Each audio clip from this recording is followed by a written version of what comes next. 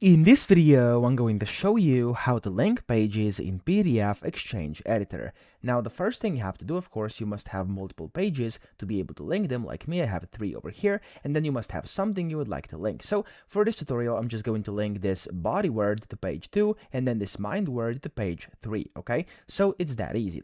Let's just start. Now, you want to go to the Home tab, and over here to the right, it's going to say Links. So add or edit links. Click on that, and from here, you basically can draw out wherever you want your link rectangle to be. So I'm going to draw it out roughly around this body word over here. There we go. When I release this, I can click on set link. Then you have to double click it, and over here you have to click on where it says go to a page in the document, which should already be there. And then you want to click on edit and change this to whatever page you want it to hop to. So up here, for example, I want this to go to page 2, and then of course you can play with a few other settings here if you want to. I'm just going to leave this as it is, and then I'm going to click OK.